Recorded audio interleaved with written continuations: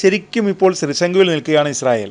ഗസയിൽ വെടിനിർത്തലിന് സമ്മതിച്ചില്ലെങ്കിൽ ബന്ദിമോചനം വൈകും. ജീവനോടെ ബന്ദികളെ മോചിപ്പിക്കുന്നത് പോലും അസാധ്യമായേക്കാം. ഇനി വെടിനിർത്തലിന് സമ്മതിച്ചാലോ? രാഷ്ട്രീയമായി വൻ തിരിച്ചടിയായത് മാറും. എന്തിനായിരുന്നു ഇത്രയും കാലം ആക്രമണം നടത്തിയതെന്ന ചോദ്യം വരും. നെതന്യാഹുവിൻ്റെ രാഷ്ട്രീയ നിലനിൽപ്പ് തന്നെ ചോദ്യം ചെയ്യപ്പെട്ടേക്കാം.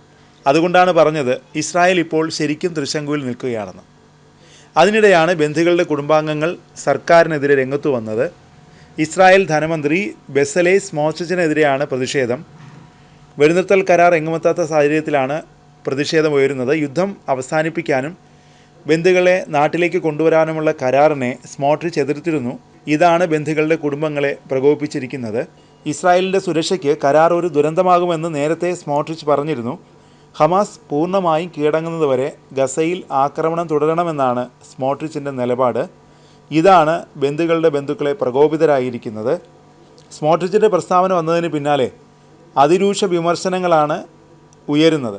ബന്ദികളുടെ ഫോട്ടോകളുമായി കുടുംബങ്ങൾ ഇസ്രായേൽ പാർലമെൻറ്റിലേക്ക് ഇരച്ചു കയറി. സ്മോട്രിച്ചിനെതിരെ മുദ്രാവാക്യം മുഴക്കിയാണ് അവർ പ്രതിഷേധിച്ചത്. സാഹചര്യങ്ങൾ തികച്ചും അനുകൂലമാണ്. ഒരു കരാറിലെത്തേണ്ട സമയമാണിത്.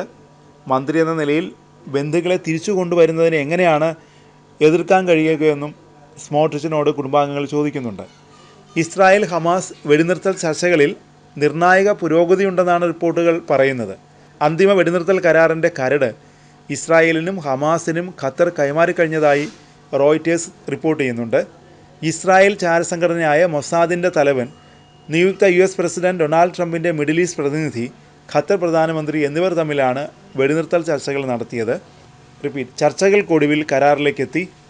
അന്തിമ വെടിനിർത്തൽ കരാറിൻ്റെ കരട് ഇസ്രായേലിനും ഹമാസിനും ഖത്തർ കൈമാറിയതായി റോയിറ്റേഴ്സ് റിപ്പോർട്ട് ചെയ്യുന്നു. ഘട്ടം ഘട്ടമായി സൈന്യത്തെ പിൻവലിക്കുന്നതാണ് ഒരു നിർദ്ദേശം. ഇതിനോടൊപ്പം ബന്ദികളെ കൈമാറുന്നതും ഘട്ടം ഘട്ടമായി നടക്കും. കരാറിൻ്റെ കൂടുതൽ വിശദാംശങ്ങൾ എന്നാൽ പുറത്തുവിട്ടിട്ടില്ല. കരാറിനെ തുടക്കം മുതൽ തന്നെ ഇസ്രായേൽ എതിർത്തിരുന്നു. ഹമാസുമായുള്ള ഏതൊരു കരാറും ഇസ്രായേലിന് തോൽവിയും അപമാനവുമായിരിക്കുമെന്നാണ് സ്മോട്രിച്ച് പറഞ്ഞത്. ഹമാസിന് കീഴടങ്ങുന്ന കരാറാണിത്. ഈ കരാറിൻ്റെ ഭാഗമാകാനില്ലെന്നും സ്മോട്രിച്ച് വ്യക്തമാക്കിയിരുന്നു.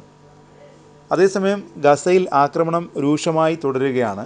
ഗസ സിറ്റിയിലെ സലാ അൽ-ദിൻ സ്കൂളിൽ ഇസ്രായേൽ സൈന്യം നടത്തിയ ആക്രമണത്തിൽ 5 പലസ്തീനികൾ കൊല്ലപ്പെട്ടു. തിങ്കളാഴ്ച പുലർച്ചെ മുതൽ ഗസയിൽ ആകെ 33 പലസ്തീനികൾ കൊല്ലപ്പെട്ടതായി അൽ ജസീറ റിപ്പോർട്ട് ചെയ്യുന്നുണ്ട്.